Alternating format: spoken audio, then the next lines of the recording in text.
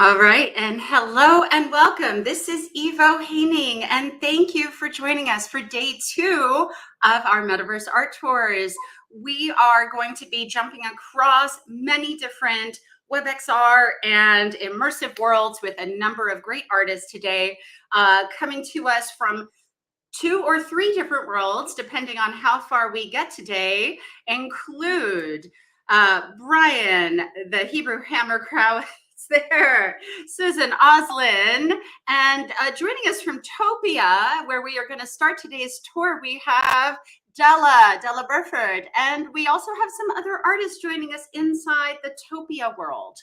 And so we're going to have another deep dive. This is our second day as part of the Regenera Rising confluence of creators that are working specifically on creating unique visions for protopian futures, for immersive and interactive ways to improve 100% of all life. Now, that's a big statement, and we're going to talk a little bit more about things like biomimicry and how art in place changes our relationship to both the place itself, to each other, and to the technologies that we might be used to connect. And we're going to talk about some really interesting interactive art here. So Della, I'm hoping that you are hearing and seeing us well. I can see you smiling.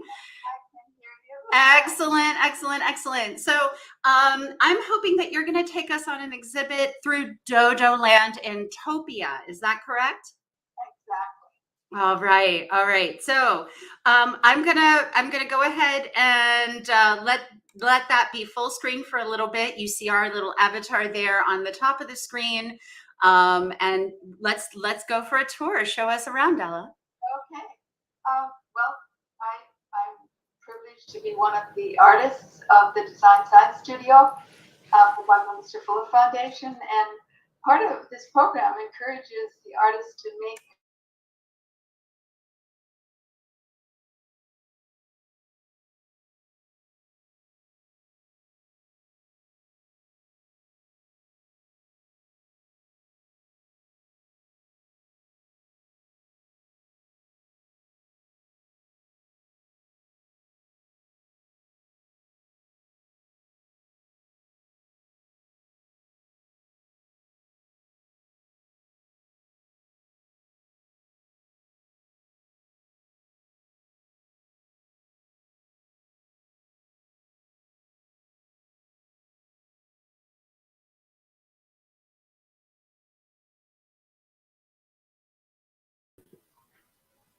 So I seem to have no one else here in the studio. Oh no, were you losing the sound? So let's make sure we have full sound coming through, because it sounds like, Della, we lost a little bit of our audio there. So I was hoping you could just start over, because I think we missed a little bit of what you were saying there. Can you share with us a little bit from this story from the starting point, please? Should I introduce myself as well? Please do. Please do. Okay.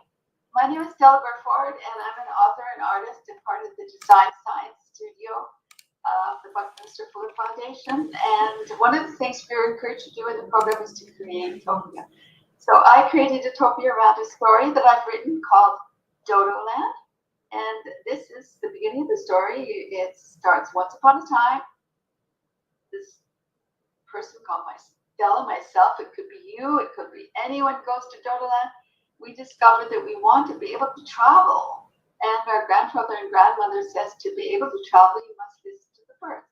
And they gave us a special magic hat to travel in. Anyways, that's the beginning of the story. And this land is about going to Dodo Land. You go past the moon. Oh, cool. You go to meet Neptune, the king of the sea. You go to meet the elemental dodo and get a heart, a candy heart from the kui, the unicorn here. And there are many places in Dodo Land. It's a place that you can really be your inner child, your special inner child that knows you could play and have fun. So you go to places like the Dragon Ship, which has got lots of strange and wonderful animals. A bit of music here. Sorry, so Della, there's audio and immersive exhibits in some of these spaces, correct? Like when you click on them, some of them are interactive elements. Yes. So this functions a little bit like an interactive storybook of sorts? Yes, that's right. Interesting. Okay, so you've taken the book concept that we saw yesterday, and you've also taken this is a different story, but similar in idea, it seems like, some of the same. Yeah, you can go to the land, you can visit the dragon ship, but you can also go to Giant Flower Islands and discover what you can do to help the environment. It's about loving and protecting the earth. And so that's what we just went through, actually. We went to the website, we showed all sorts of 20 or 30 different activities to do to show your love for the earth. So it's art activism really as well. It's like creating art to show something about loving the earth or something about yourself that can be shared with the people of the world, like that. And also it encourages to take and love nature. And one of the people that's part of the administration of the Design Science Studio, Bliss, actually shared these beautiful photographs, and I'm going to just show a couple here. It's in Apachacucha, and these are photographs by Bliss, which is one of the administrators of the Design Science Studio. Anyways, we have this incredible photo show that is part of what I call the Bliss's Tea Party. And we encourage people to take photographs of nature, all the beautiful things in nature. Just show your love for them by taking photographs. Down below here, you see there's actually a map of the whole land. And it's very small, but you can kind of get an idea of it. It moves in a circle.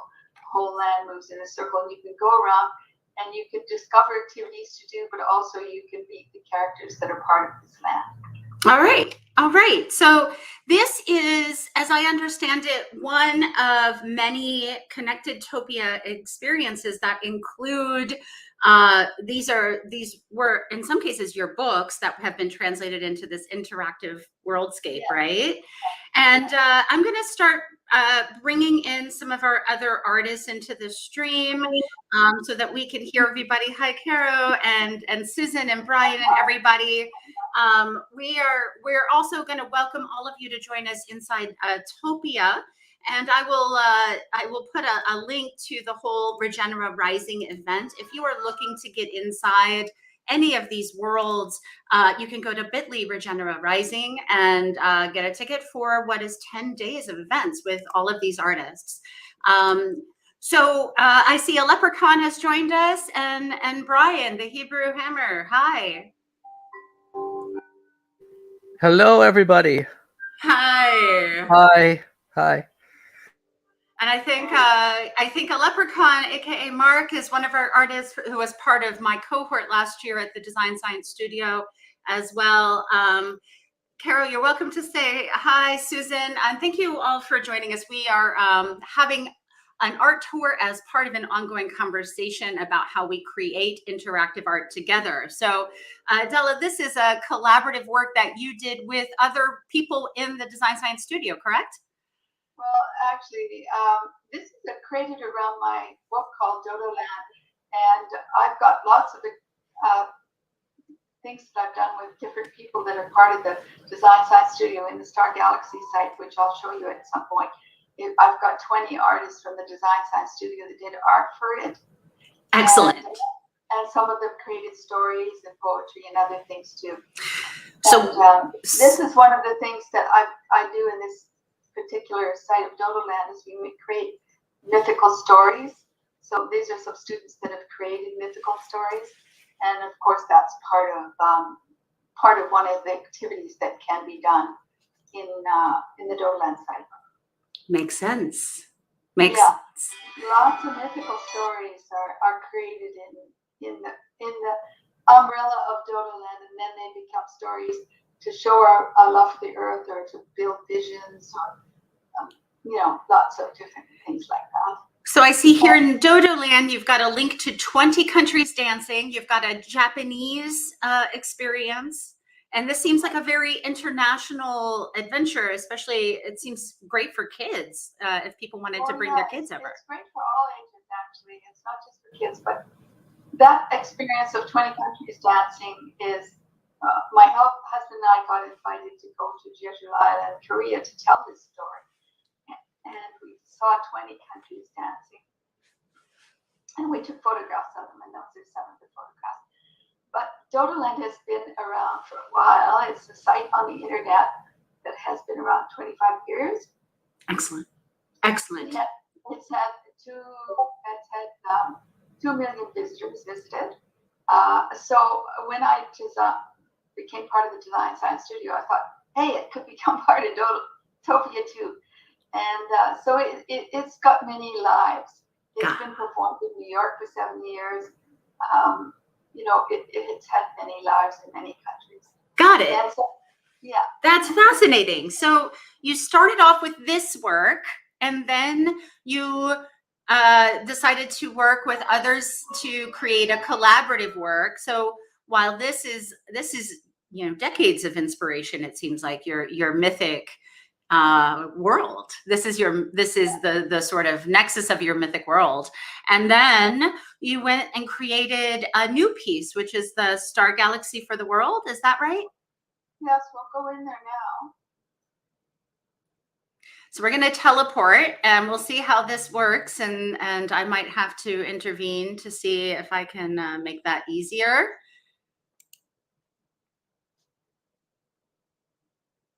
All right. I don't think I can get to that. All right. So we're going to make sure that I can get to it a different way. But I'm going to have to get the URL to that space and make sure that I can get to it. That's a Star Galaxy animated short. How do I get to the world?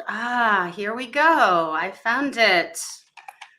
All right. So thank you for being patient with me as we find the second world that Della is going to take us through, which is Star Galaxy for the World.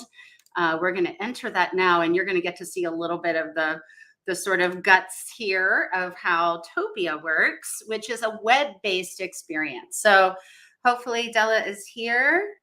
I don't see her yet. We're going to look for her. Maybe. This is beautiful.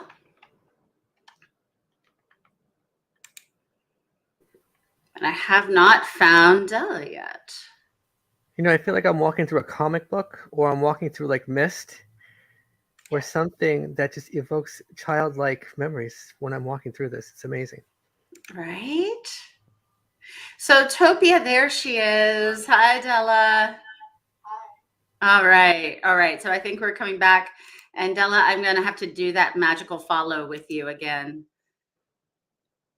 There's Petracucha's here there's a poem by Luke Hosford. There's Petracucha's artwork by 20 different artists in the Design Science Studio.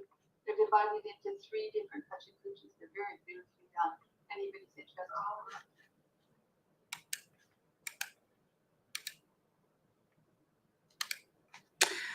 Hey, Della.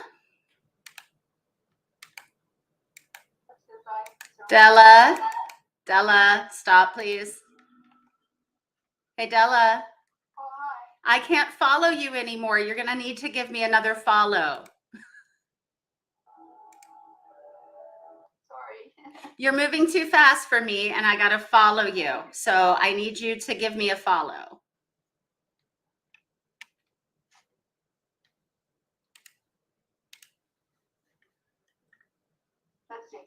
Let's see if we can do that. Thank you. Awesome. Now we should be on autopilot, and we can see the second half of your experience here. So this is Star Galaxy for the World.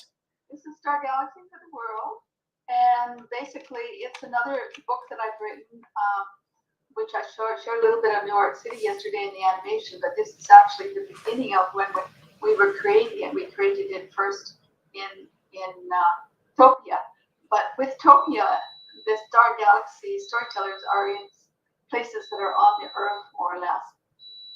The rainforest and amongst the flowers, and they all have ways of being that are encouraged to take action, like kindness and peace and gratitude and creativity. And in each of the centers where they live, their art is encouraged as well, art activism. For instance, in this section, we've got art from Bali and art from Japan. Want to see a little bit of it? Just a few minutes? It may or may not work in terms of the screen share. So that's where I would recommend that people if they want to go and have the full experience, they're going to come to Topia. And this world in particular is called Star Galaxy for the World, right? Right. All right. I'm gonna go ahead and put that up so that people can find it. It'll be topia.io, Star Galaxy for the World. And you can go in and learn about the storytellers, but also do art activities and share them. And there's broadcast places on the site where you can actually broadcast a song or broadcast a poem as well, and things like that. We have links from here to something called the Multiverse Poetry, and I wanted to share it because it's another one of the design art studios sites that's really beautiful because it includes a lot of poems. And I think I saw Mark here. He's in this.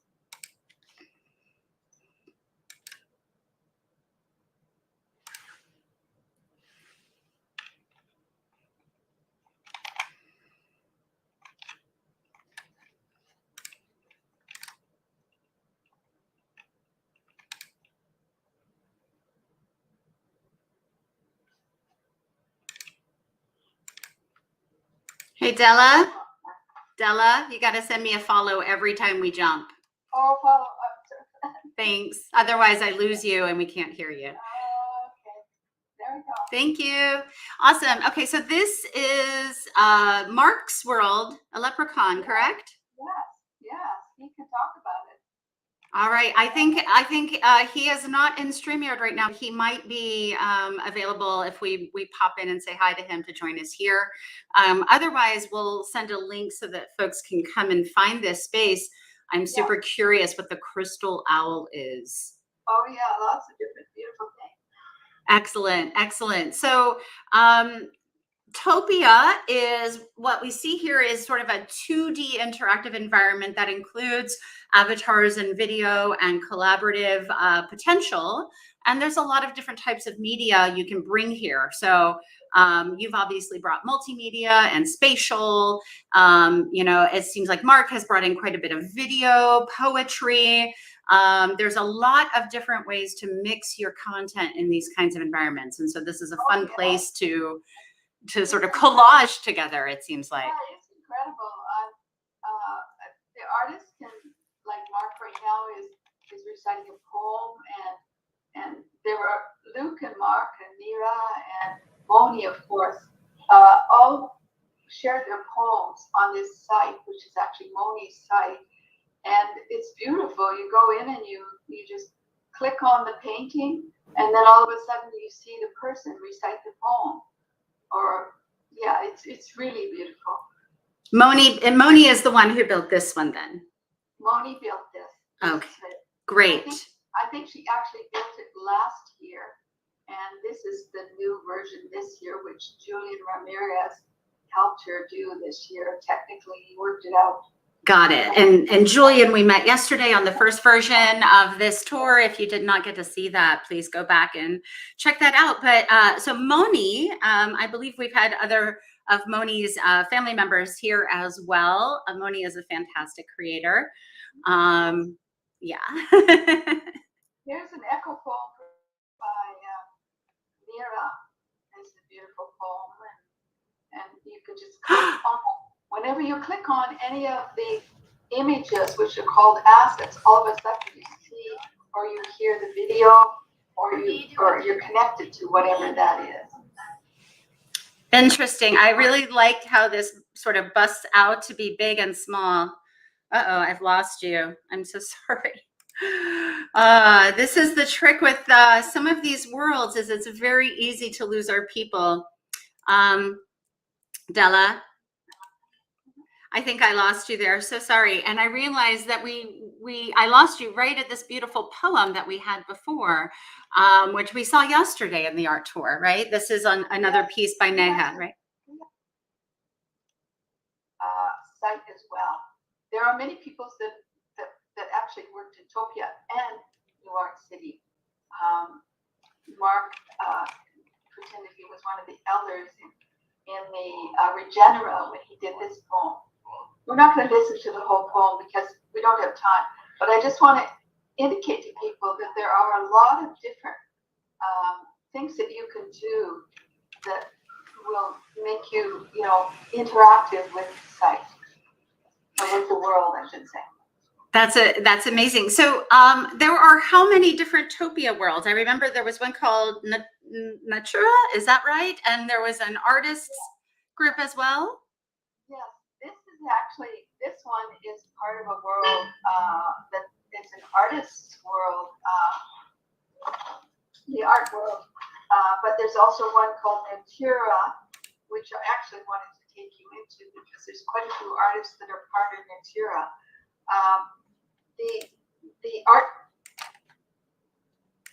poetry, and also in the art district is, for instance, the Vision Train, which of course you've heard of, which is Amanda Sage and Alicia Sacred Heart, incredible project where artists could go in and do art 24 hours a day on the Vision Train. Right. It's part of this district which we're in right now, which is called the Art District. There are 4 districts. One is this art district, another one is called the Village, and it has little kind of things that are related to more craft and things you do at home. Like one of our artists from the Design Science Studio this year did, Jeet from India did, and we saw it yesterday in the New York City, where he had the different people from his village speaking about weaving or speaking about doing some of the crafts they were making. He does tie-dye. And then there's a third part, which is Natura, and that's actually where I wanted to take you to. And it connects people to themselves and to nature, to exploring their inner self and also nature. Perfect. Let's make that leap, and then I want to make sure we're going to see a few other art pieces today with a number of interesting artists, both in this world, but also a little bit. We're gonna take a look at something we saw yesterday in New York City with Suzan Ozlin, and again, thanks to Julian for also being a part of that yesterday as well. So we're going to the Natura piece now. Yeah, let's go to Natura. I'll just change it and we'll get me to Natura, I guess. Intricate.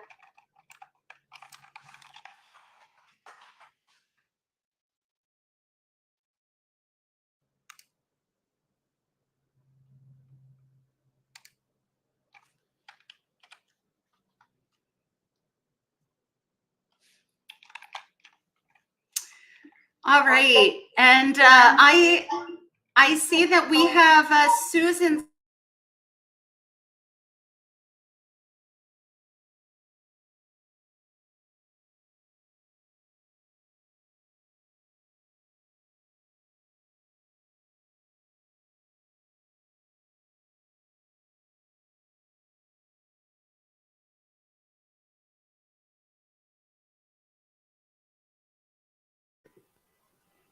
I think we may have lost the audio again.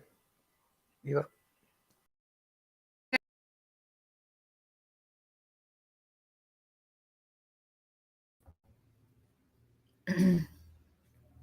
I've lost video. You've lost everyone, and I apologize. That was me there, and that was quite an adventure we had. Sorry about that, Susie. We were just getting to your art. It's okay. Yeah, I know. That's how it goes, isn't it? All right, so we're going to go back to the world of Natura, and let's see. I think we have you and me here, and hopefully Della can find us again inside. But I hope you're seeing this with me. Yes. We are in what is the next exhibit. And this is your work, correct? This is a representation of my project that I think it'd be easier for me to talk about in New Art City. Awesome. Yeah, I think we're going to do that as well. So I'm going to have you screen share in again your a little bit of that. And yesterday, when we went to New Art City, for those of you who were a part of this Metaverse Art Tour V1, many of us were exploring what were multiple worlds there. And that included the Protopian Visions world. That included Invisible Visible, which was a collaborative event-based experience zone. And your work, we got to see just a little bit of that, but we're going to go back in right now. All right. All right. We're seeing you now. So Concrete Oasis, is that correct? Yes. So this is a illustration on top of a photograph. It's a photograph of Pershing Square Park, which is where my project is located. It's a location-based city-scale augmented reality exhibit. And this is just sort of like a concept drawing where there's a fountain in Pershing Square that's now dry because of the drought. And I'm going to be bringing water back to the park through augmented reality. And there'll also be exhibits throughout the park where you can learn about where water comes from in Los Angeles, get an understanding of the water ecosystem and understand the drought issue and also the impact that when we divert water to LA from where it's meant to be, there's a big impact on the ecosystem. And so it's meant to just really bring people to a collective understanding of our water ecosystem. And it's also to inspire people to make behavior change. So there's going to be interactions that are carefully designed to incentivize people to be motivated to make the changes required to, create a sustainable water future. So Suzan, you are someone who works in augmented reality and in the physical world as well. So this is intended to be a mixed reality exhibit of some sort, or an intended installation? Is that right? It's an augmented reality installation. I don't intend to have physical installation. Okay. It's possible, but the idea is that it's just there and accessible to anybody who wants it, like at any time. I love that. I've built immersive art in that park, and I love that part. Oh, cool! So it's really great to see this kind of movement happening. And as I understand it, what you built, and we looked a bit at this. I'm going to show it very briefly. What we saw in Topia, here, the Concrete Oasis, and what we saw here in New Art City. This is Suzan's exhibit specifically in New Art City, which we saw yesterday. These two both link to your full concept document about the project, right? I believe that Topia is linking to my pitch deck. And then there should be a link to my website through here in New Art City. Excellent. And what was it like collaborating with the rest of the Design Science Studio as someone who comes from a mixed reality background?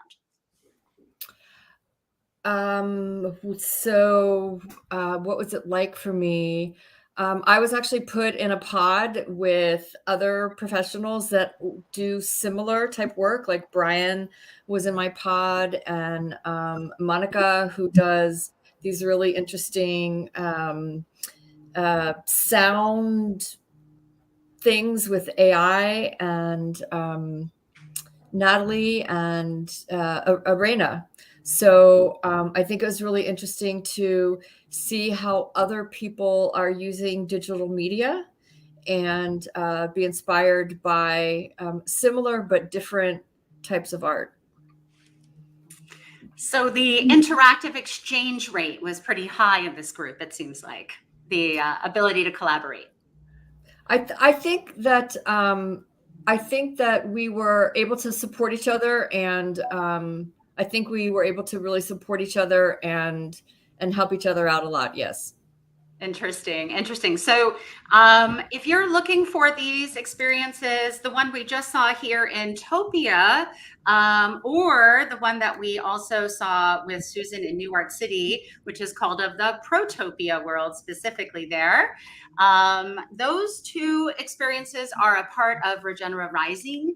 And this has been a part of that art tour. I'm going to just let you have that URL here one more time for those of you who are trying to find these experiences together. It's bit.ly Regenera Rising.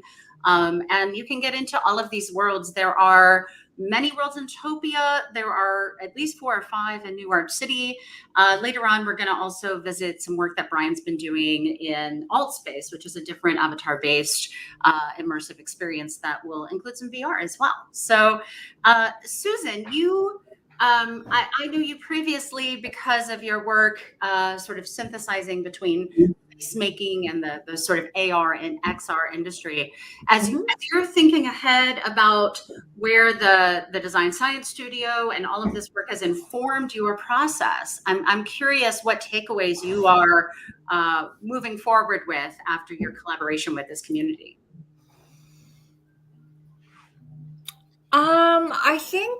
I think a deeper connection to the earth, a deeper connection to the community and like-minded people, and just I think a deeper resonance with some of the issues, and really more than anything though I think it's a very hopeful community, very forward thinking about positive change and not nihilistic about the problems, but really people that are actively involved in making a difference. And it's really great to see that and to be in a community that's, inspiring in a positive way and really not just about the earth, but also about each other and ourselves, that, in order for us to be available to make a difference, we have to be available to ourselves and to each other. I'm walking around as we talk here, and I just love the mix of creative artistry that we're seeing here in the Topia worlds. Obviously some of it is very nature inspired, some of it's very fantastic. Some of our creators like Jess are movement-based artists, right? And so some of these performances are far easier to translate to the immersive experience than others. Oh, that's beautiful. Look at that. It's fascinating to me how we all end up sort of building onto each other's work. And I think Della is a great example of that, like learning to figure out how to bring in other collaborators. Brian, how has it been to collaborate with these folks, with Suzan and Della and everyone else here? It's definitely been a fantastic experience. One of the things I really appreciate most about it is everyone, not only do we have very similar skills, but we have such different skills that we sort of complement each other. So not only was I and everyone else able to mentor, but mentee at the same time. So it was probably one of the most remarkable experiences I've had with any group I've been in. Besides Burning Man, of course. Same kind of thing. And if you look at this world, it does look a little bit like Burning Man. It has aspects of that sort of exploration of playa culture and like going from art experience to art experience. And honestly, this tour grew out of what we used to do at Burning Man. We've been doing the Burning Man art tour now since 2003, 2005 on the web. And there are now almost 20 years of archives of this kind of interactive art in collaboration with each other. This is fascinating to me that we've got this whole sort of transport system that is airship based, by the way. I don't know how the rest of you like that, but I'm a bit solar punk in my leanings, and I kind of dig it. It makes me happy. Yeah, it's pretty cool. See, you can travel to the art district. You can go to Natura. You can go to Agora, and which is Bucky's lab. And there you can see all the different things. Each one of them is different. One of them is technical, one is more artistic, and the other one's more inner self. It's beautiful. So the Agora And that is a center of knowledge as well. That word comes from a very old word. If any of you have studied Hypatia or the history of Alexandria, there's a lot of beautiful history in the word agora. The Arts District obviously has this very almost burner-like personality to it as a vast art landscape. And Natura has a lot of the biomimicry that I put art there last year. Many of us have installations that have carried over even from the 2021 cohort, as well as this year's cohort. So that has been a very quick tour of the Topia side of these experiences.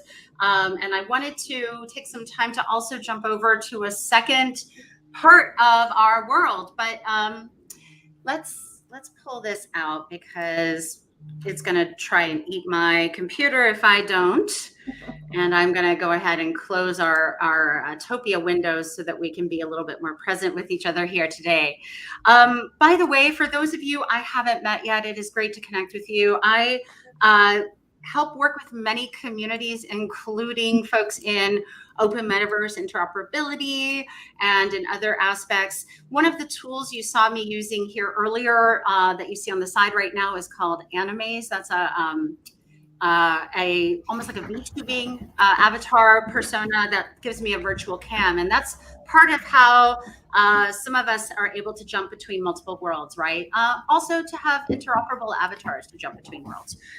So if you see me, sometimes you will see me in this persona, sometimes you will see me in other personas as well.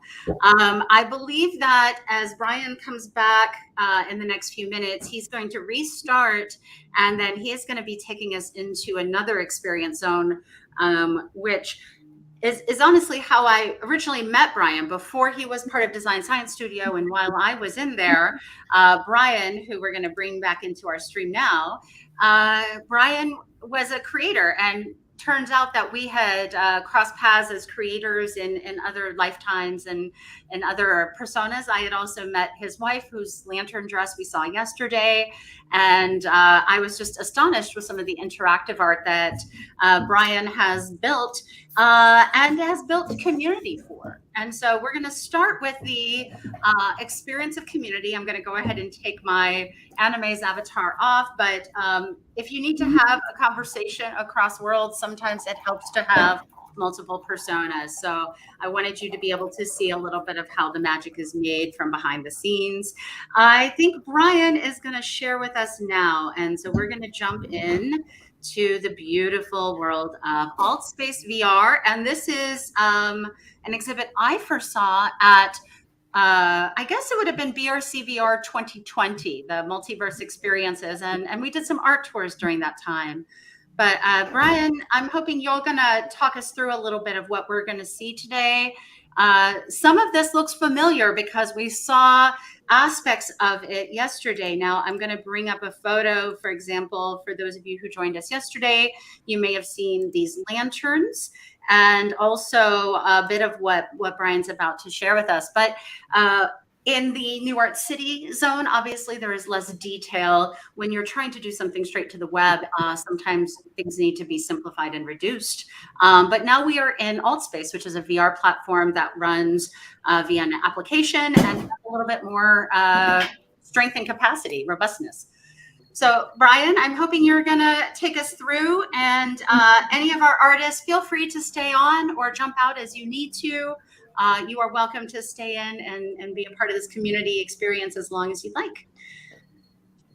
Great. You know, I'm actually open to an open conversation. We can definitely have a discussion.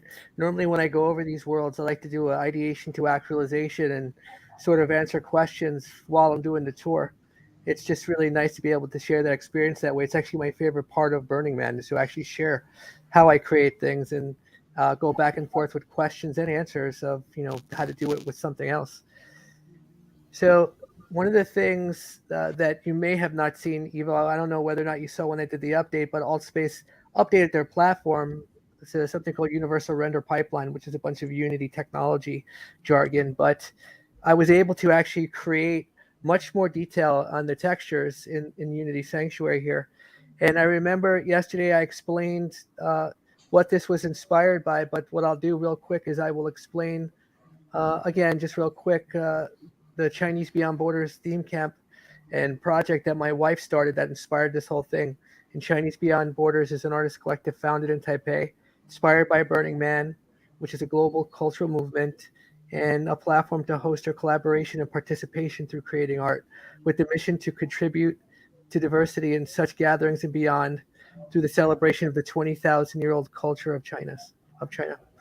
So Chinese Beyond Borders is a Burning Man camp, and the stuff in the screen right now are modeled from a concept drawing of a lantern that her friend and classmate Earl Sheldon created for their theme camp.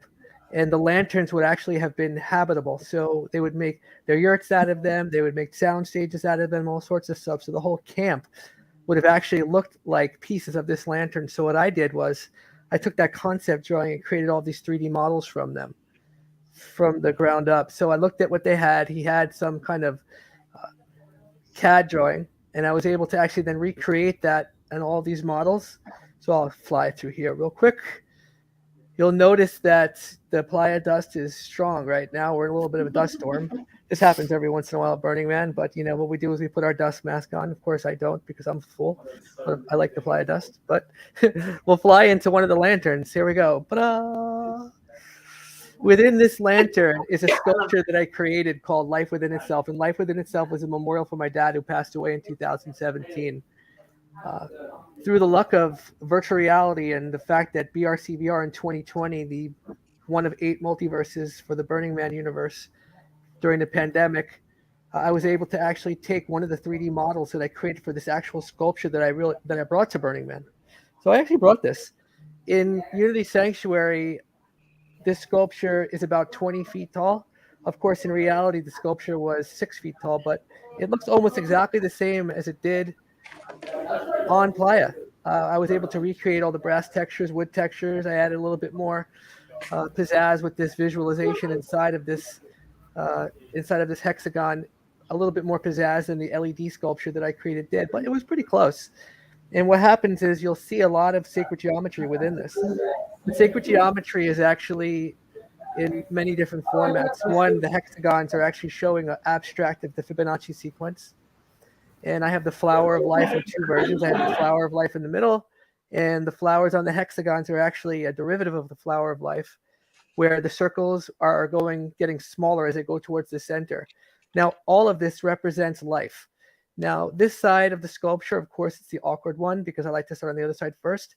This side faced the sunset, and this side represents death. Of course, I hate starting the event with death, so let's get to the beginning first. Here, we get to life. Here we go, life. This side is what faced the sunrise at Burning Man, and this represents life.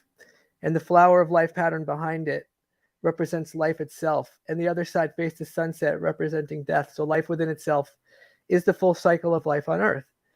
And these circles within circles on the hexagons, getting smaller and smaller and smaller, going towards the center, actually represent my abstract vision of the infinite path of life itself. So not only is this sculpture the path of life on Earth, but the path of life in every form. So this is a biomimicry piece where you are taking the seed of life and the flower of life, and you're sort of taking a fractal approach to them as a design motif. Yes, this is the lovely part about art. You know, it's all about artistic expression, the guidance of the pieces. So we are taking the fractals from the seed of life. And I use the seed of life in the next piece we'll go to in a minute in the connected experience, because the seed of life actually makes up something called Metatron's cube.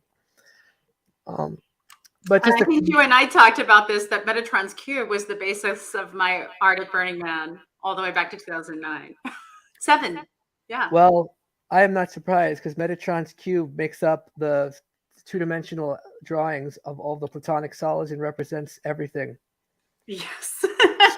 So, long history of being inspired by the patterns of nature to create new artistry and new forms. Yes, exactly.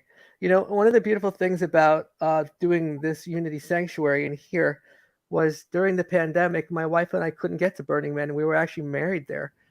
So I was able to create this space as kind of a wedding gift or an anniversary gift for her, so we can actually celebrate our wedding anniversary, at least in the virtual world. And it was really powerful because I got a chance to actually do what I love to do for Burning Man, and that's actually talk about art to people. So we did tours in here every single day for 10 days, 4 hours a day, like we're doing right now. And I sat with hundreds and almost thousands of people throughout the 2 years of Burning Man. We did it in here and got a chance to explain every single detail on how I did all of these things. So you'll also notice that there is actually someone looks like they're in there. Oh, wait, let's see who that is. You never know. That's the thing with know. worlds is they are social virtual worlds. Where you are right now is a place where people can come and visit in AltSpace. This is Unity Sanctuary that is in AltspaceVR. AltspaceVR is a free program that you can download. You do not have to have VR to come here.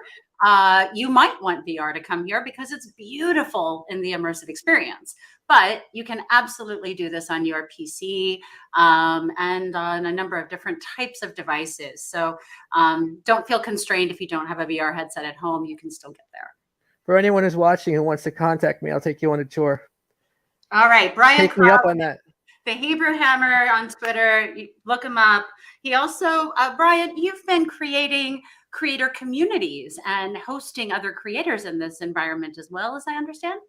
Yeah, every single Monday within AltSpace, we do something called Virtual Conversations for Content Creators, where we foster a community of creatives and people who want to be creative. So we're a group of industry professionals who do television production, 3D modeling, any kind of digital or physical art you can think of in the industry. But we also have a really beautiful thing that we do where people who come who are just interested in learning about these things, and we, through storytelling, do mentoring. So every single Monday at 7 o'clock Pacific, we do that. We just started doing every Thursday a general session on NFTs and leveraging them in the creative industry, and just basically an overall discussion. And what we do is we have guests who come in who are using NFTs in the art world and beyond, and what they're doing with them and how they're doing it. And we go into open discussions with them.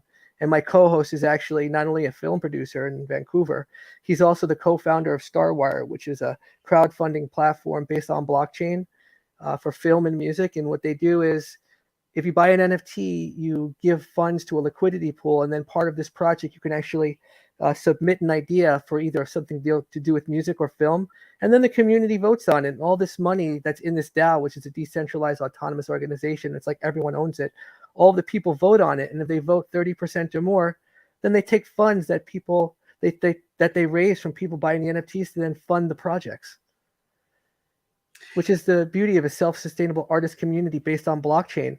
And then what happens is with that, part of the money of the project, when it's profitable, if it's profitable in a smart contract, part of that money goes back to Starwire. So what happens is artists come together, create a community, buy NFTs, become part of a DAO, and then help other people's dreams come true. It's such a beautiful world that we can actually do something like this. And just so exciting. We've been talking a lot about circular economies, and this is one way that collectives are building new types of equity and circular economies that support the whole of the collective, and doing so to buy land together or to do other types of endeavors together too. So Brian, we might end up talking later for the separate Taoism series down the line, but there's a lot to unpack there in terms of how collectives organize and how they support each other. I'm fascinated with the overlap between our projects and the overlap between our sort of collective visions and how we've decided to bring them all together over the years. So Brian, you started out, you and I were both in multimedia and video at some point, right? Before Yes. You made the leap into AltSpace? I want to say my years of pain and suffering. No, of course I'm kidding. Yes, multimedia in the form of production and engineering and webcasting too. So pretty much anything that has to do with creative industry and multimedia, I had a chance to actually do something, which is remarkable and stressful at the same time. It can be all of the above at the same time. Absolutely. So this is a beautiful place, by the way. I'm just going to take us off for a moment so we can see everything fully in our stream.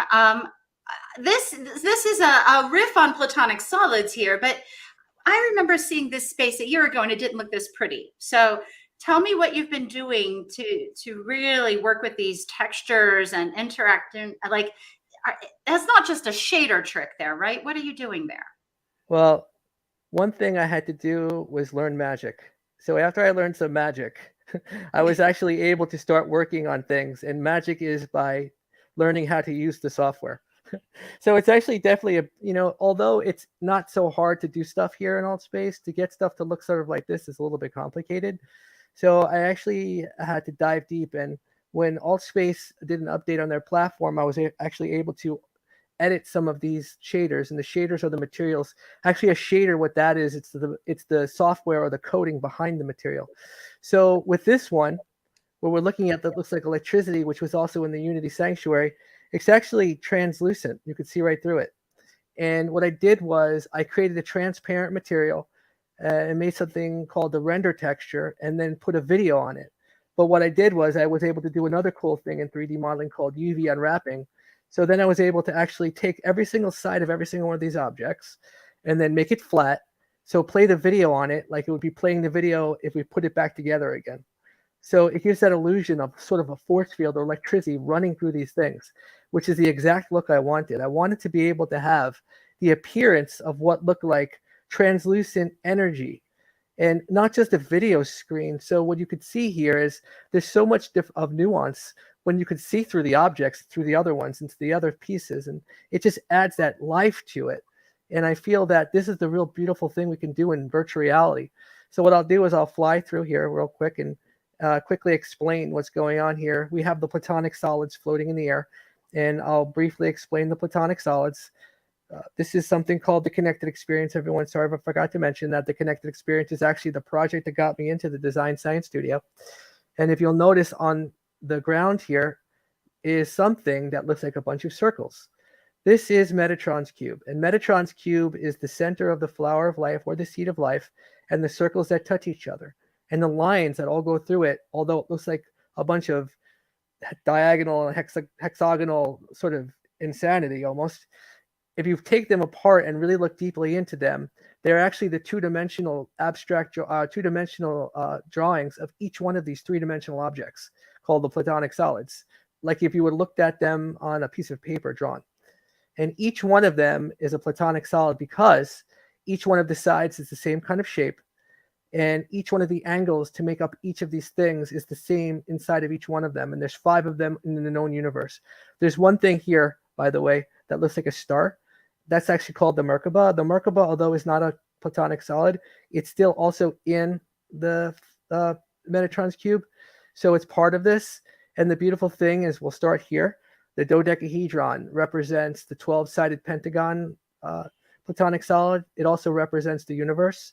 The Merkabah is the pathway between the universe, or earth and heaven. And if you look here, coming up, there's this 8-sided polyhedron, which is called an octahedron. It's got 8 triangles for sides, and then that represents air. And then next to it, we have the hexahedron, the cube, which we were just in, that represents earth. The icosahedron, 20-sided Dungeons and Dragon dice looking thing, represents water. And the tetrahedron, the pyramid, represents fire. So the beautiful thing about all of this is I have an entire story, and anyone who wants to dive a little bit deeper into that, it's actually in the explainer when we first came in here, but also on my profile page. I created an entire story based on mythology, based on fact, based on some fiction that I created, and wrapped it all around this beautiful story of the energy of flow. And the energy of flow starts up there in the rhombic dodecahedron, which is actually a 4-dimensional object. It's one of the mystical potential 6 platonic solids in some lore, but not quite. It does have some of the attributes of a platonic solid as a 4-dimensional object, but not as a 3-dimensional object. So I decided to start the story there as the flow of energy comes down into the universe and sort of makes its way through the Merkabah and through the octahedron and the hexahedron and so on. And I created actually a set of superheroes called the Sacred 6. Each one of these objects or platonic solids is like their lair or their vessel of power in the universe, where they can communicate with everyone. Each one of them is based on one of these platonic solids, and in the story as well.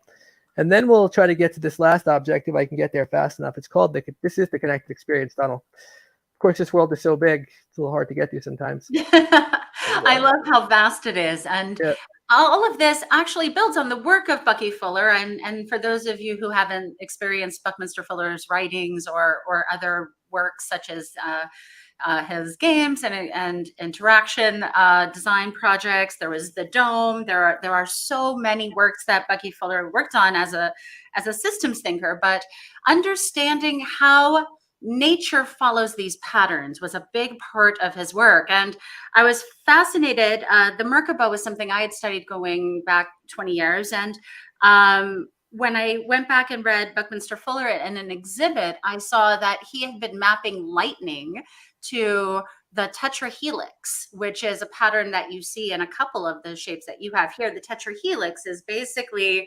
it's similar to how trees branch. And that's why you'll see both a tree branch and a lightning strike look very similar in some cases. These patterns are obviously seen throughout nature, and you're bringing them into a connected experience. Excellent. That's really cool. I would like to see more. Maybe we can touch base on that too. I'd love to know more about some of that. Yeah. Unfortunately, the tunnel here is not working. My cloud server crashed. But the beautiful thing about the connected experience, and it's the third of biofeedback experiments I've done with large scale art. This world connects actually to your biofeedback through a MIDI connection. So what happens is you're able to put either an HRV, which is a heart rate variance, or an EEG sensor on, and your brain waves, your heart rate, control sounds that would happen in this space, and the tiles within this tunnel light up in different colors, which I have an example in a video that I could share after.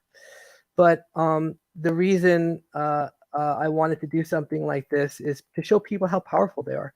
I've worked with so many different experiments of art where it connects to your biofeedback. And one of the most beautiful expressions I see is when someone puts a headset on and their brain waves create some kind of an experience within the art. And the first thing they ask me is my brain actually doing that? And when I say yes, it's just like this moment of awe. And it's remarkable. And one of the reasons this is so important is because it's one of those things that help us with the adoption of technology. Now people see if their technology is creating this beauty around them, then, cognitively, maybe they understand that this technology is not here to kill us or hurt us. It's kind of here to help us. So that's kind of the whole entire purpose of all of this. All of this is kind of using artistic expression to help translate highly complex terminology and scientific ideas and studies and things like that into a way that's more digestible for anyone to start from there and see the art of everything and the beauty of everything through art. Wow. It's going to take me a moment to really bring all that back together, because you've given us so much in that fully connected experience. I will say that I'm eager to bring in my keyboard and try things not just with brainwaves, but also with music and other types of interactive experiences, because what you've done here is you've created an interactive art object that can be played by multiple people anywhere in the world, correct? Yes. And when I get it back up and going again, I will definitely have you in there, because it's so beautiful to be able to play the world through a piano, because the way the signal works is through MIDI, which is, it already existed in Altspace. I'm like, wow, it already exists. We could totally do that. So that will be, I have a video that I can actually show that shows an example of what it looks like in a minute. But there's one more special surprise I want to take us to. And all right, this is a test, only a test. Uh-oh. It's a last minute one that I brought in a couple of weeks ago. And I was able. Experimentation Zone. Welcome to the Experimentation Zone. I was actually able to call my friend Elliot Shields, who 10 years ago made a model for a sculpture that we brought to Burning Man called the Men's Amplio. And voila, in AltSpace, we have the first representation of the Men's Amplio. I worked on this brain sculpture. I actually did the brain tree. I designed the brain tree. And this was the first thing I ever worked on for Burning Man that used EEG. And this was the thing that we actually used. We were going to teach science through art. Whoa, wait. What art installation was this again? This is called the Men's Amplio. Men's Amplio, MENSAMPLIO. Men's Amplio is Latin for expanding the mind. And it's actually to scale. So this was a 20-foot tall sculpture. And my friend Don Kane designed the head and the brain part. And of course, my brain tree wasn't this intricate, but I designed the brain tree on the inside, all out of acrylic rods, and we used EEG headset from Mindwave and a Raspberry Pi. And on the playa, your brain controlled the lighting sequence. It looked like that. People waited online for an hour at Burning Man. What year was this? 2013. I'll have to send you some information. I would love to see this. So that would have been one of the years where I would have been doing the art tour out there. And if there are recordings, we might have those from the previous art tour years as well. So awesome. It's amazing how all these things come back to life and are having a second life here as well. All right. So we've got a little feedback there. I'm not sure where that came from. That was interesting. Brian, it seems like you've been able to take these ideas and spin off a number of interesting interactive experiences that the public can engage in together, and that sort of bridge some gaps for folks between maybe lost events, festivals, and other things, but also that give people a sense of connection over space and time, that give them a sense of perhaps belonging in case of community, or a sense of creative connection as well. Where do you plan to take this work next? What are you looking forward to? You know, one of the things that I really look forward to doing is taking every single one of these ideas I've had and gained and all the experience I've attained over the years, and create global experiences in all reality. So the connected experience where I actually got this, I want to create all of this in both virtual reality as a digital twin and physical reality as an actual sculpture, to connect the world together through artistic expression and biorhythms, to create a language with their heart and their mind. And in the beginning, I think the idea would be have sculptures like this in museums, science museums all over the world, because it's where it kind of makes sense. But use this entire framework to connect every artistic object on Earth. And I know that sounds kind of bold, but truly to connect every single piece of art on Earth with a digital twin. So anyone on the planet can experience any piece of art either in the physical or virtual world. And I say both physical and virtual because it's so important. I don't want to have people stuck within virtual reality. And I was actually going through an entire conversation on LinkedIn. I had a couple of points I wanted to make.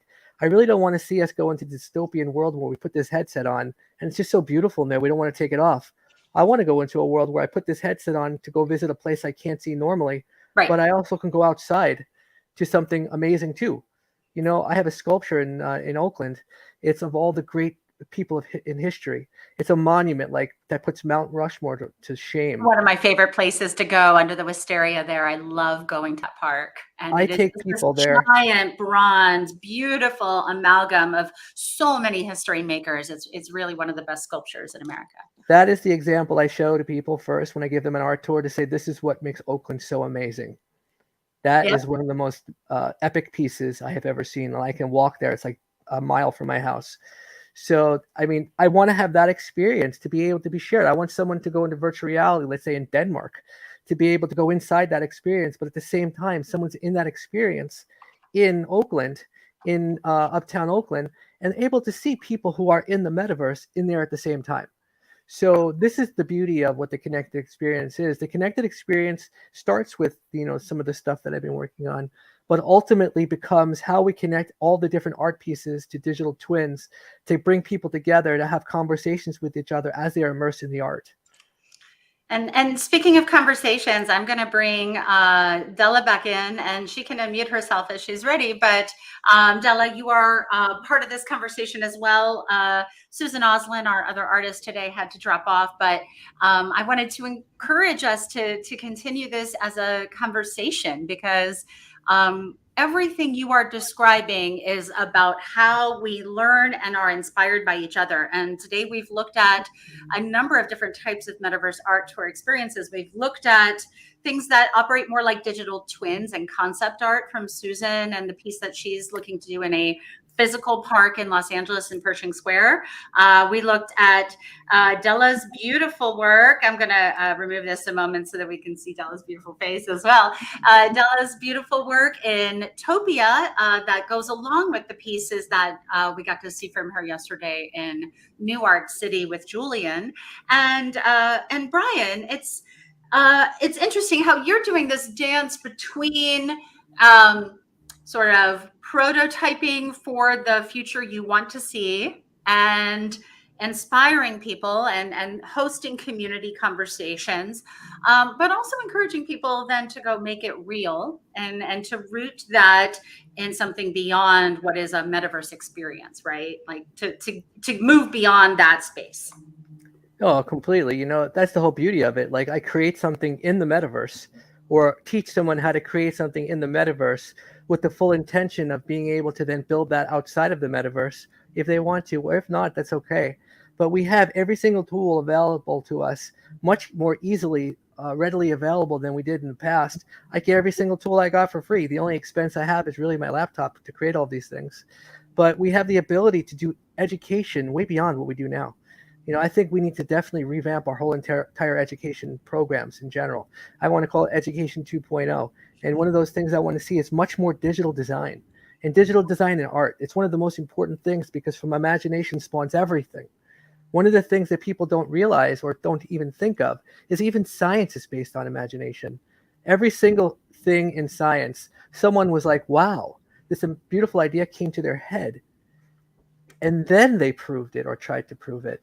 But before that, it was something magical, which is art. It was their emotional output. So everything is art. But the thing we have in sort of modern day society is the old teachings that art is a sculpture or art is a painting. We've defined it in a way that kind of stifles what it really is, but art is really an emotional output of people. So it's the way we communicate our feelings. That's what art is. So everyone is an artist and make people feel more important because they should. And more, we're seeing that art becomes, it is what is generated when people, but also when algorithms and other things come together. It is a dance that is only partially within our creative control. So much of it is as those other atoms bounce around us amongst people, but also frequently it's a dance that includes technology and that includes learning to work with technology in ways that might look like magic, that bend it in a way.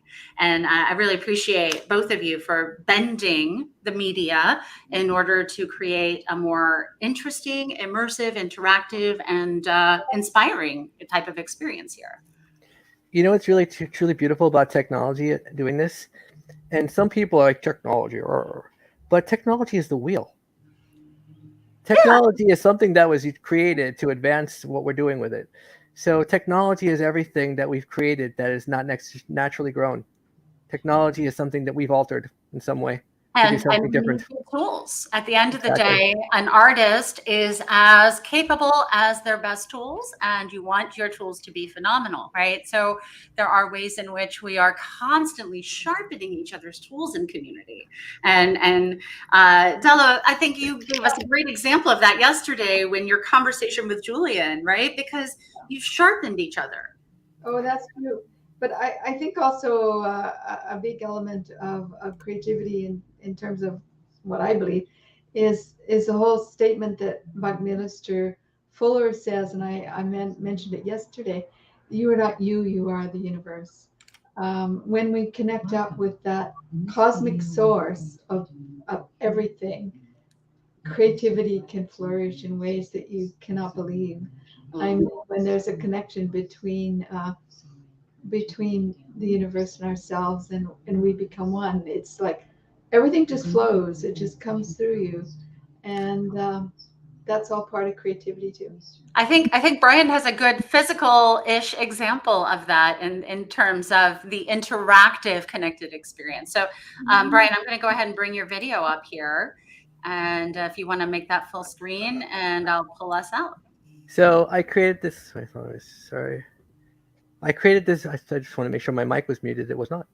I created this video as the first interactive test.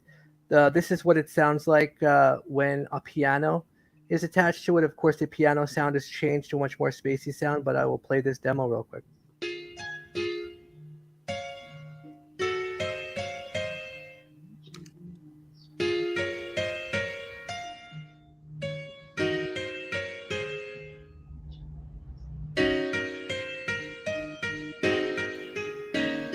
So all of those colors are changing per note.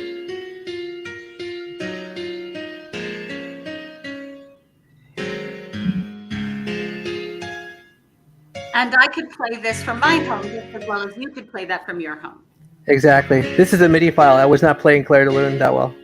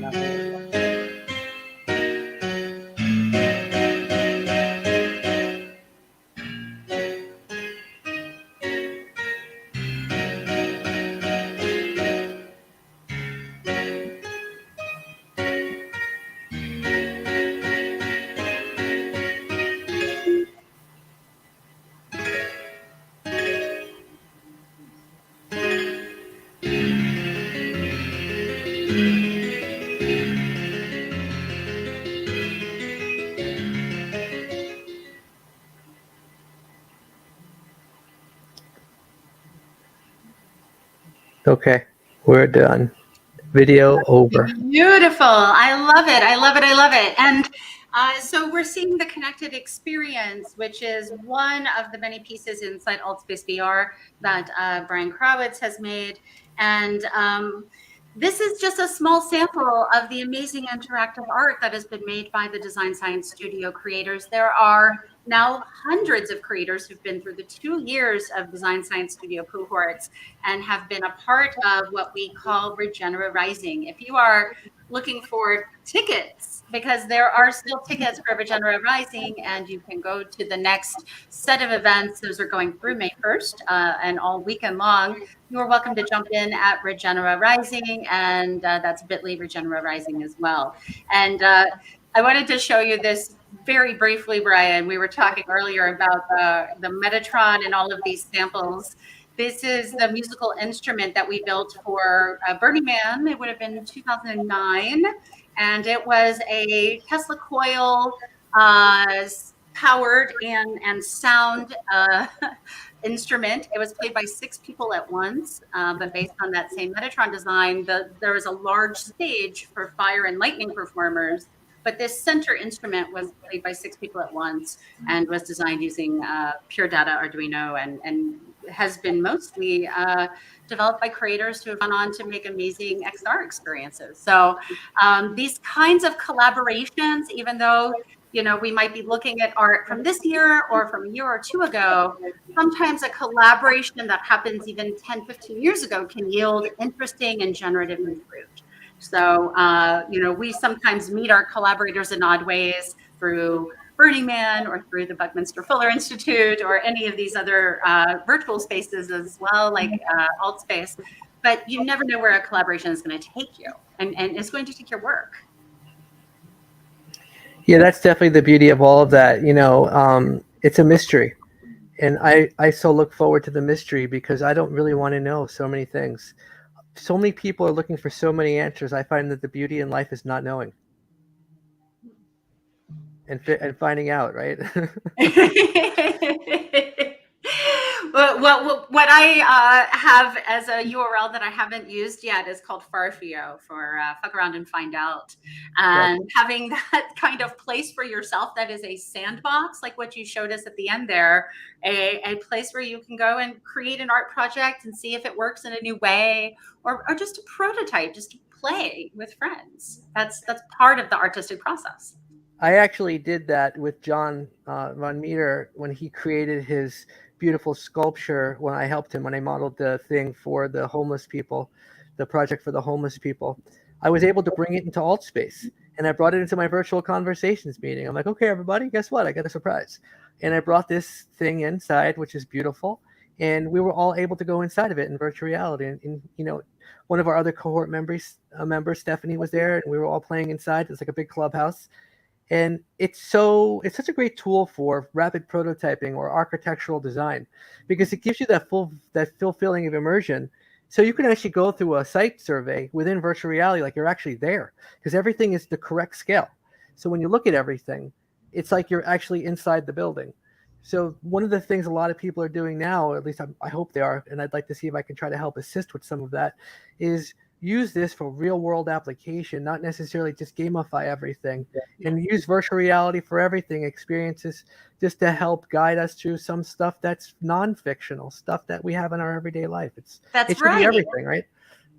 Yeah, and we got to talk a little bit with Suzan about that, because her work definitely goes from the AR and digital twin side back to the physical world of real estate and you know, all of these sort of, you know, place, what we call the spatial web, or the phygital experience, that where the physical meets the digital. If you haven't heard that word before, that is one of many ways that people talk about the connected experience in a physical space, right? How sensors and lighting and interactive art, whether that is through sound or through using some other capacity, then change the nature of our experience with the environment and with each other. That is how Burning Man art became something that was different than what we were seeing in museums or in most galleries, where the art might be on a wall or a static sculpture. But interactive art by nature is different, and it isn't all just games. It is absolutely in how we apply it and then use those tools effectively. Maybe that's problem solving around climate action.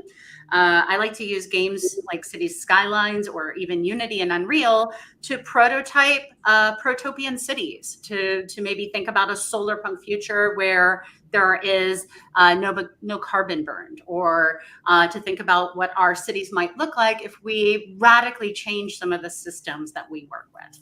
So I think all of us are exploring different ideas that are inspired by not just Bucky Fuller and the Institute and all of these design science ideas, but also from each other, right? I learn when Della comes in and shows me her vision, and I learn when Brian shows me the magic that he broke down for us in the last hour.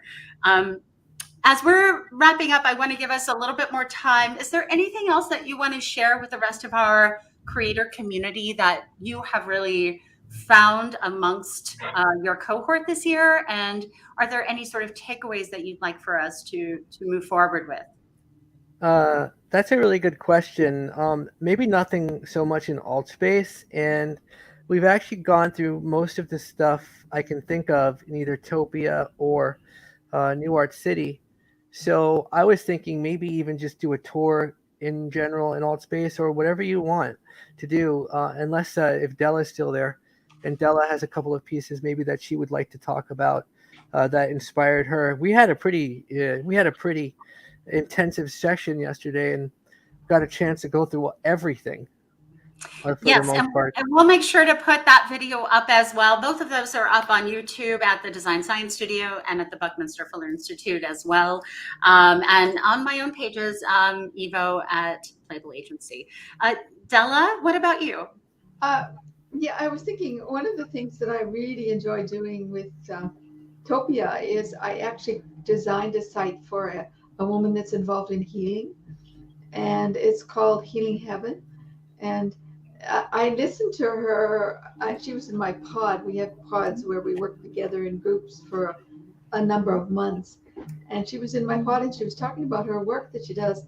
She did a lot of work in New York City, and now she's in California. But a lot of work she was doing around sound and around movement and around visualization and around open focus stuff. And I created a site for her, and she did videos of herself doing all the healing protocol, and it's called Healing Heaven. And can we pull it up, Della? Can I pull it up? What's Yeah. the site? If you typed in the chat, that we could share it real quick. Yeah, just real quick.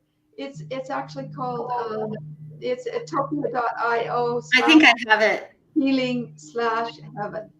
Healing/heaven, not healing heaven. Healing/heaven. Heaven. All right, let's do that one. So Do I get it. the right one. Experiencing Qigong, imagery, breath, meditation, and a sound bath. That's it. That's it. All right, we're going to the right one then. All right, I will bring you back in 1 second. All right, let's see here. Thanks for your patience as I get that window up and running. Ooh, It's like music. It was music. That was nice. that's terrible. Sorry about that, y'all.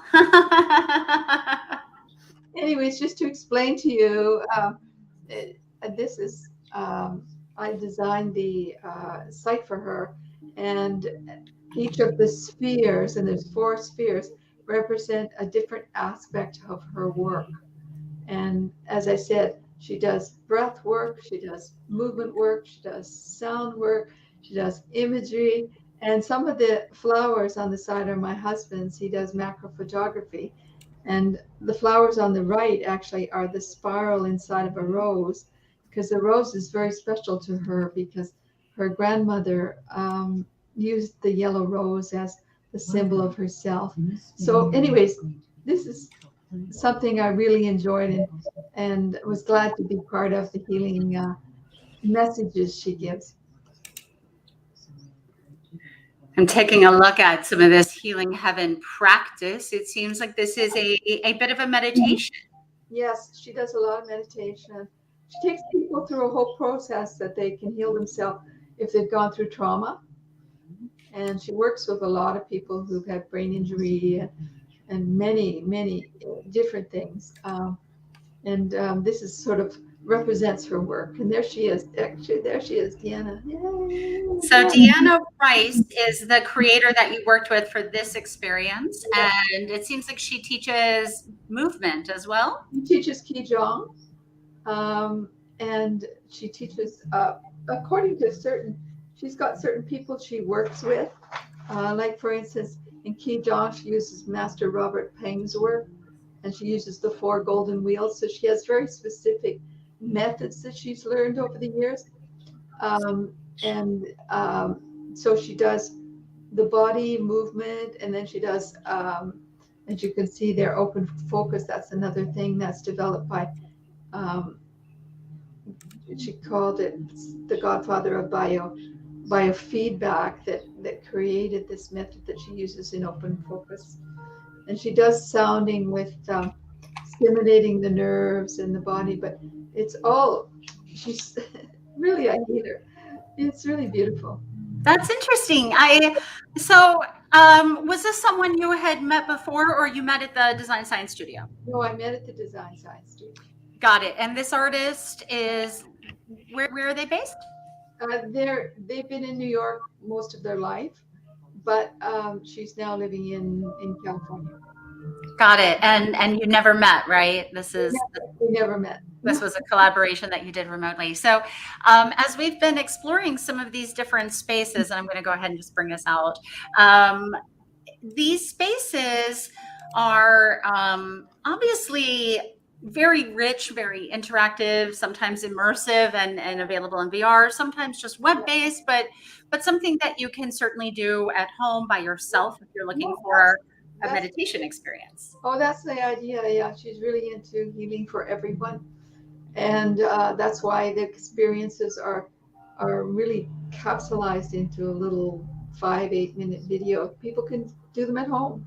That's right, because health and wellness, meditation, managing anxiety, managing depression and trauma, and the effects of trauma.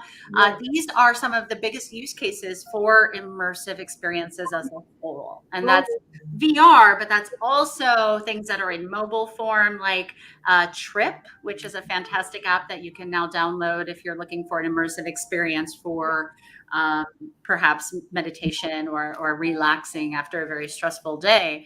This strikes me as something that could be done on a regular basis to be a part of a practice. Yes, that's what she wants. She's very well respected in her field, and does talks at conferences about these kinds of things. And she's hoping this will open doors to a lot of other people that are in this field that will then consider immersive experiences as a method of use for healing. Yeah. Well, I am going to bring up one more website that I'm going to make sure that we share while we have some time together today, which is Regenera Rising. In case those of you who are not a part of the Buckminster Fuller Institute but are trying to find out more about this experience, the Design Science Studio has been around since 2020. I was lucky to find out about it from the former executive director of the Buckminster Fuller Institute, Amanda Ravenhill, and there has been just a fantastic group of collaborators who've come through this community.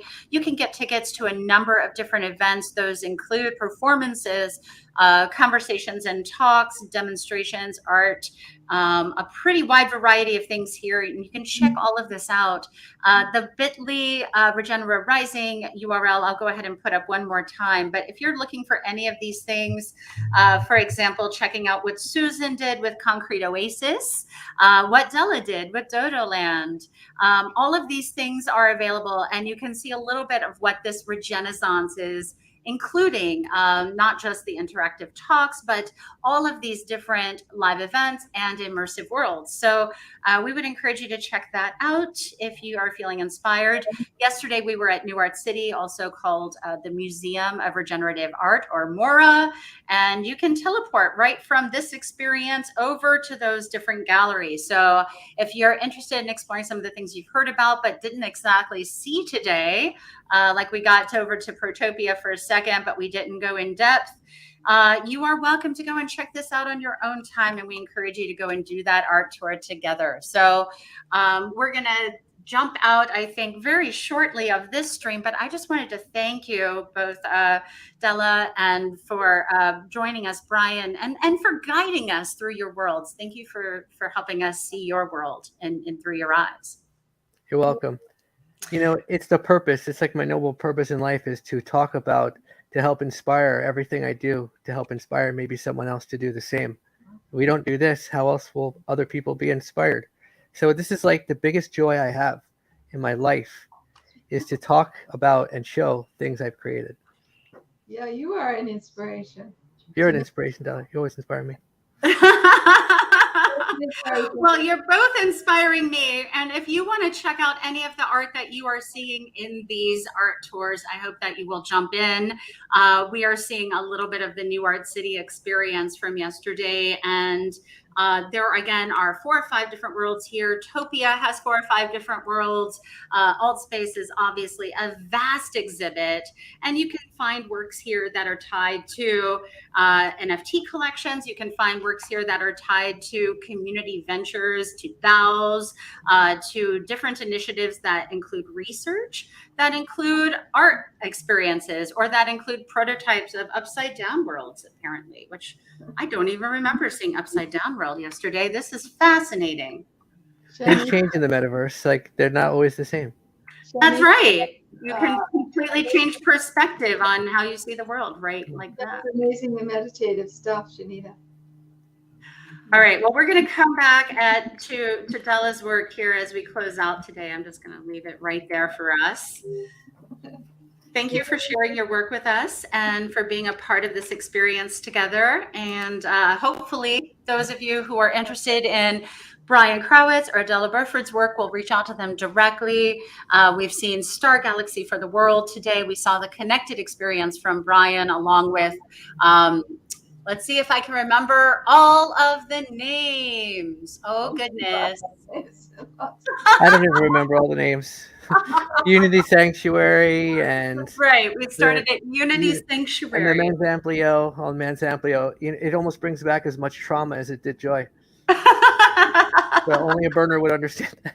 The trauma of making art when things break can be just as painful in the interactive and digital space as it is in the physical space, except that when you're trying to build something physically and something breaks, you might have to drive 2.5 hours each way to get to a hardware store. Mm-hmm. Where in this world, you might have to call up a friend halfway around the world and say, hey, can you debug this file in blank, blank, blank? Yeah, So. it's nicer. It's a nicer remote is much nicer than being in the dirt and crying because you forgot your wrench. or had something fundamental break on you where Yes. there are some absolute climate savings to doing art this way versus flying all over the world and spending all that fuel. Brian and I happen to live not too far away from each other, but we don't get to see each other in person, in part because I don't need to spend gas to see you right here. And I'm really grateful that we get to have this We opportunity. can do this whenever we want. It's just great. It's like we don't even have to really dress up. Just go in our pajamas, hang out on the sofa, drink a cup of coffee together. And it's like we don't even have to get up. Plus, of course, I'm going to give a shout out, by the way, to the artist I'm wearing, who is one of my Burning Man campmates from 2006, Christina Mcallister, who has a whole bunch of coloring books and physical art and dresses made with her work. So if you like these pieces that are behind me, those are generally Christina's works as well. I like to paint, but honestly, I prefer keeping other artists around me to keep me inspired. And it's really great to spend time with you, Della, and with you, Brian, and to sort of drink in that inspiration with both of you today. I'm going to go ahead and close us out with a reminder that you can jump into Regenera Rising anytime.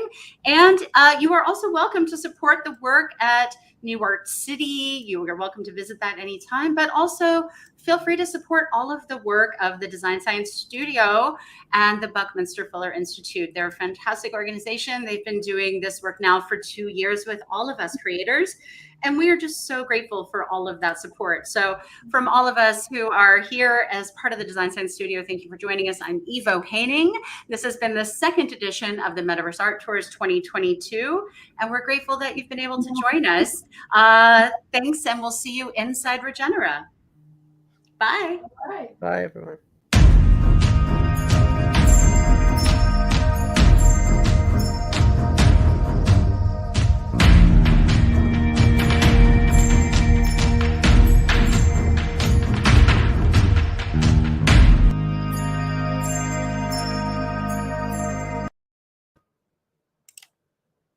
Bye.